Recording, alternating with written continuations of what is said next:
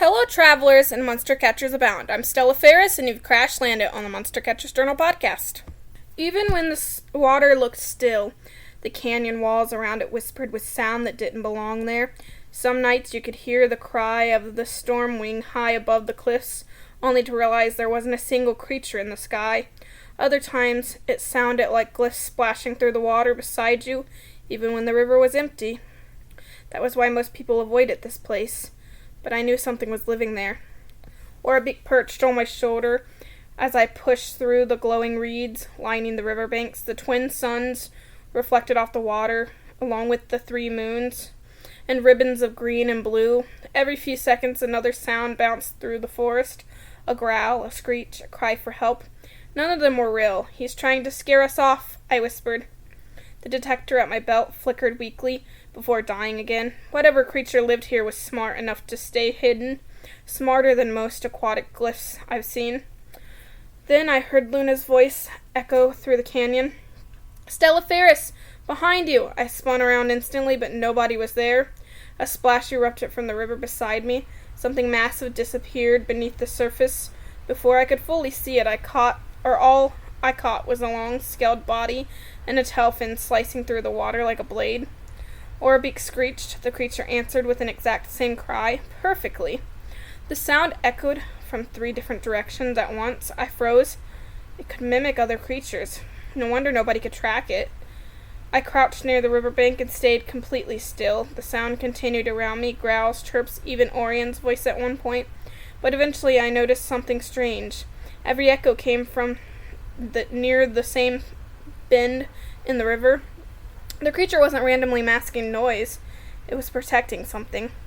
Slowly I moved through the shallow water until I reached a hidden cave behind the waterfall. Inside, glowing moss covered the stone walls, and tiny fish drifted through pools connected to the river. And there he was. The creature sat curled protectively around a cluster of smooth blue eggs. Up close, he was beautiful. But then I realized he wasn't a he was a she. His head resembled her head resembled a giant frog, with glowing patterned eyes, while the rest of her body was long and reptilian like a river lizard, water constantly flowing around her fins and tail, as if the river itself obeyed her. Even on land, her skin stayed wet and shiny. The moment she saw me, she froze, and a dozen of echoes exploded through the cave. Predators' roars, shrieks, monster cries. She wanted me gone, but I could tell she was scared more than angry. I slowly placed some river fruit near the edge of the water and backed away. Aura Beak lowered his wings, staying calm for once. The creature watched us silently. Then, after what felt like forever, she copied Aura Beak's softer chirp instead of a threat.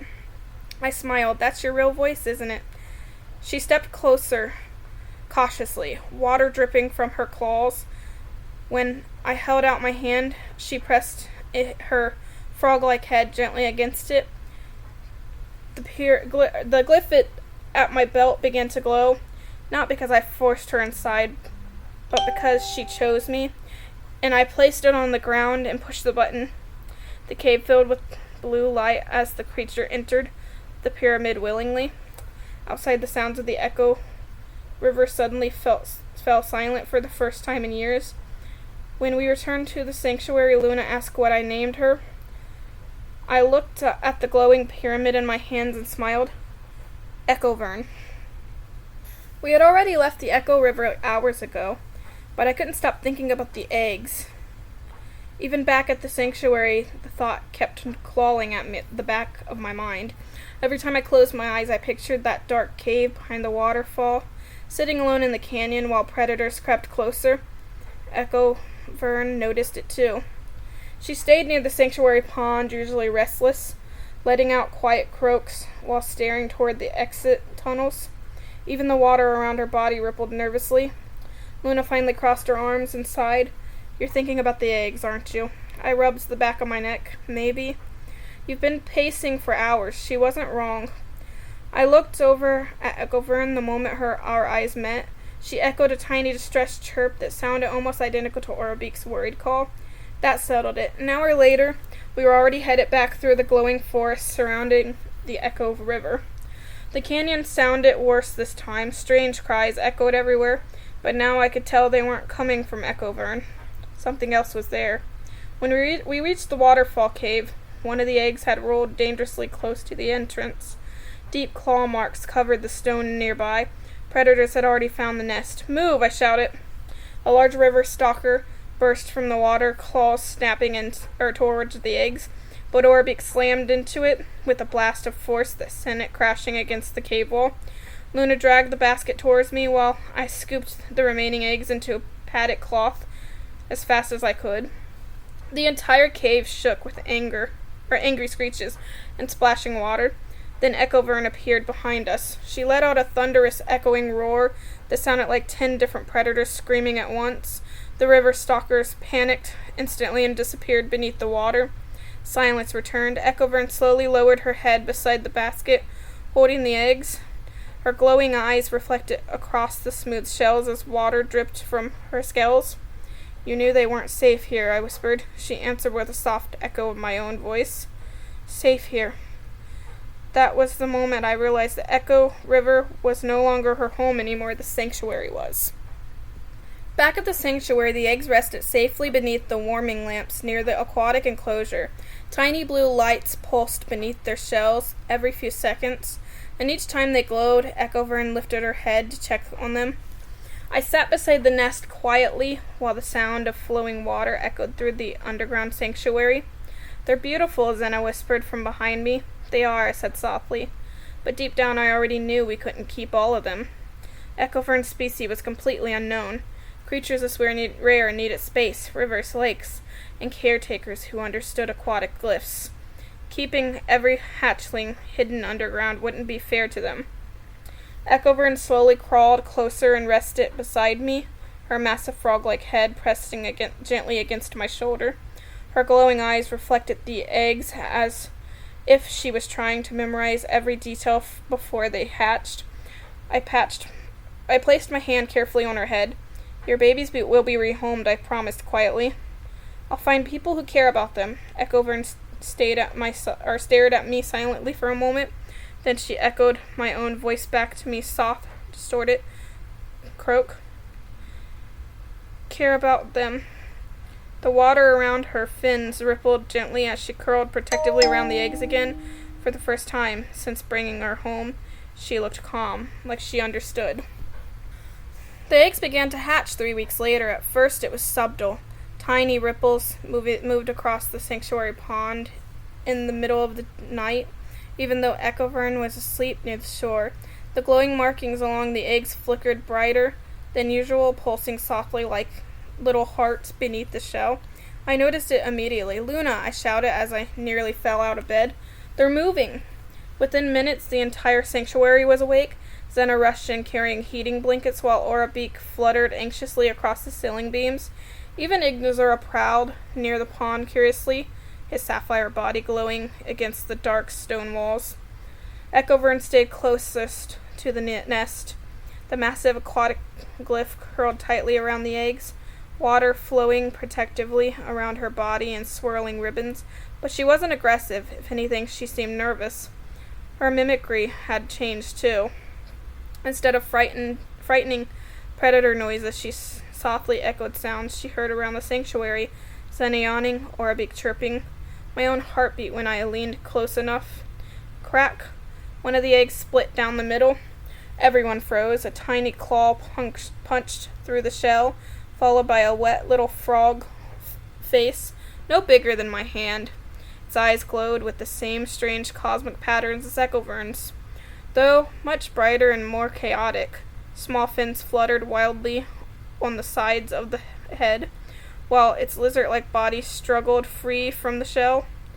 The baby immediately let out a squeaky noise, then perfectly copied my gasp. Luna burst out laughing. "Oh no, there's more of them. Crack, crack, crack." The rest of the eggs began hatching all at once. The sanctuary exploded with chaos. One hatchling dove straight into the pond before it could even fully stand, splashing water across the floor while mimicking Aura Beak screeching at an unbelievably high pitch. Another climbed onto my lap using tiny hooked claws, chirping in distorted versions of Zena's voice. One of them somehow mimicked the sound of the sanctuary alarm system at full volume. "Why does it already know that sound?" Zena yelled while covering her ears. Echovern watched at all of it carefully, letting out a soft croak while nudging the babies away from danger with her tail fin. Despite her immediate appearance, she was incredibly gentle with them. Wherever one became frightened, she'd echo their tiny cries back calmly until they settled down. The hatchlings were adorable and horrifyingly mischievous. One waddled directly towards Luna and copied her voice perfectly. "Don't bite the wires," then immediately bit a wire. Another climbed onto Aura Beak's back while making distorted screeching noises that sounded like tiny haunted birds. Aura Beak looked deeply offended, but tolerated it anyways. By sunrise, the sanctuary looked like a flood had hit it. Water covered half the floor. Tiny claw prints were everywhere. One hatchling had somehow ended up inside a storage cabinet, mimicking Orion's voice over and over until it scared Zena half to death. But despite the exhaustion, none of us could stop smiling. Echovern approached me quietly while her baby splashed through the pond behind her. She lowered her giant frog-like head beside me and echoed something softly. My own voice. "I'll find people who care about them." I looked out at the hatchlings playing together beneath the glow of the sanctuary lights. One chased floating fish. One slept upside down near the heater stones. Another kept trying to mimic Aura Beak but could only produce strange squeaky croaks. My chest tightened a little. I already knew giving them away was going to hurt. But they deserved rivers to swim in, families to protect them, a world bigger than hiding underground from the Council of Elders. Echovern nudged my shoulder gently, almost as if she understood exactly what I was thinking. Then one of the babies suddenly copied Luna's voice from across the room. "Stella Ferris, it peed on me." The entire sanctuary erupted into laughter, while the guilty hatchling dove into the pond, pretending nothing happened. Not more than a week after the hatchlings were born, the sanctuary felt less like a hidden base and more like complete chaos. Tiny echoverns were everywhere. One step inside the food storage bins. Another had claimed Luna's hoodie as its personal nest. The smallest hatchling, kept following Aura Beak around while copying his calls, a half-second too late like a broken echo. And somehow, they had all learned how to mimic knocking sounds. That became a problem very quickly, especially because we couldn't use the Cross Sigils Outpost anymore. Not after the Council of Elders started hunting anyone connected to us. The old outpost sat abandoned now, collecting dust somewhere beyond the eastern cliffs, while we stayed hidden deep beneath the mountains in our underground sanctuary, which meant if we were going to rehome the hatchlings safely, people would have to come here instead. I paced near the main chamber while adjusting my jacket nervously. "You really think this is safe?" I asked. Zena tightened a pipe along the sanctuary wall before answering. "Safer than bringing strangers to the old outpost. Besides, the entrance seal's behind them." Luna leaned against the pond railing with crossed arms. "And if they work for the council, Ignazura can throw them into a wall." "Comforting," I muttered, not really believing it myself. Echovern rested near the water, silently watching her babies swim circles around glowing pond stones. Every now and then, she'd mimic tiny pieces of our conversation quietly under her breath. Then the security bell rang, or at least something that sounded like it. Half the hatchlings immediately copied the noise at once. The sanctuary exploded into overlapping alarm sounds. "Make it stop!" Zena groaned. I hurried towards the hidden entrance tunnel, while Aura Beak flew overhead. The stone doors slowly opened, revealing the first visitor descending to the elevator platform into the underground sanctuary. A tall woman wearing river gear stepped forward first. Beside her stood a younger boy holding a small aquatic transport tank nervously against his chest. Behind him were two elderly caretakers from the western marshlands, and a family carrying in aquatic feeding supplies. All of them froze when they saw the sanctuary, the glowing crystals, the underground lake, the hidden docks. the dozens of glyphs wandering freely through the chambers, and then the Echovern hatchlings came sprinting across the floor at full speed. One immediately copied the little voice perfectly. "Whoa!" The boy nearly dropped the tank. I smiled awkwardly. "Sorry, they do that." The hatchling tilted its head and repeated in his voice, "Sorry, they do that a lot." The entire group burst out laughing. Even Echovern seemed calmer than before. She stayed near the pond, watching carefully, but didn't grow defensive. It was almost like she understood why they were here. I guided everyone toward the aquatic enclosure while explaining everything we'd learned so far. They're semi-aquatic, highly intelligent, and emotionally sensitive. I explained they mimic sounds mostly when stressed or excited. They also imprint strongly on caretakers. One of the elderly caretakers crouched carefully beside a hatchling, who immediately copied his cough. "Incredible," he whispered. Another hatchling waddled towards the little boy carrying the tank. Instead of mimicking him, though, it gently nudged against his boot before curling around his feet. The boy looked up at me slowly. "I think this one likes me." The tiny Echovern immediately copied him. "Likes me." Echovern watched from across the pond quietly. Her glowing eyes followed each of her babies carefully as they explored the room and approached the visitors. I could tell this wasn't easy for her. Honestly, it wasn't easy for me either. These little creatures had completely taken over our lives in only a few weeks. The sanctuary would feel more empty without them. Then one of the hatchlings climbed onto Zena's head and loudly mimicked her voice. "Get off me!" Everyone burst into laughter again while Zena stumbled around trying to grab the tiny creature. Even Echovern let out a strange croaking sound that almost sounded like laughter herself.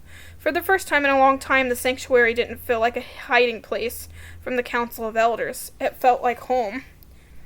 And it was. By the end of the day, every hatchling had found a home. The underground sanctuary buzzed with life as the new caretakers finished preparing their transport tanks and aquatic carriers. Tiny Echoverns chirped and croaked from every corner of the room while their new families laughed and tried to calm them down. The little boy who bonded with the curious hatchling near the pond decided to name his Ripple. One of the marshland caretakers named theirs Mire Croak because of the strange noises it kept making near the water filters. A woman from the Southern Rivers system adopted the boldest hatchling and named her Glint. Another tiny Echovern kept mimicking Luna's annoyed sigh every few minutes, so naturally its new owner named it Grumble. Honestly, it fits perfectly. I stood near the aquatic enclosures watching the families interact with their hatchlings while Echovern rested beside the pond. Her glowing eyes followed each baby carefully as they waddled towards their new caretakers. She wasn't afraid anymore. I think she understood they were safe. One by one, each hatchling approached its new family willingly. Some climbed directly into their caretakers' laps, while others splashed excitedly inside their travel tanks. Then the smallest hatchling approached an older couple from the verdant stock region. Unlike the others, this tiny Echovern barely mimicked noises at all. Instead, it quietly rested its head against the woman's hand, while glowing softly beneath the sanctuary lights. The woman smiled. "We'll call him Mossfin." The hatchling immediately copied her voice in a tiny croak. "Mossfin!" Everyone in the sanctuary melted instantly. After the adoptions were complete, Luna clapped her hands together loudly. "All right," she announced. "No crying. We're celebrating." Zena rolled her eyes. "You're literally already crying." "I am not." She absolutely was, though. A few hours later, the sanctuary had transformed completely. We laid out a picnic with a picnic blanket beside the underground pond, while glowing lanterns glyphs floated overhead, casting warm, reflections across the water. Verdant stocked vegetables, river fruits, moon leaf wraps, and glowing berry pastries covered the tables. Someone even brought spice root stew from the western settlements. The sanctuary smelled incredible. Families sat together laughing while their newly adopted Echoverns explored the picnic area. Tiny mimic voices echoed constantly through the chambers. "More stew, more stew, no biting, no biting." At one point, Ripple accidentally fell into the fruit bowl and copied the little boy's horrified scream so perfectly that half the room panicked before realizing what happened. Even Echovern eventually left the pond to join us.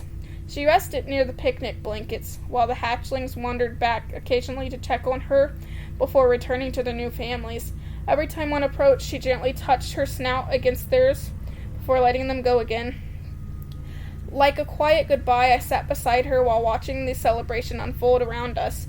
For so long, the sanctuary had only been a hiding place from the Council of Elders, dark tunnels, locked doors, fear.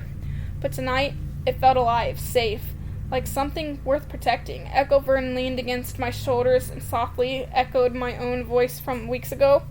They'll be cared for. I smiled and looked out across the glowing sanctuary filled with laughter, food, and tiny aquatic lifts, beginning new lives. Yeah, I whispered, they will be safe.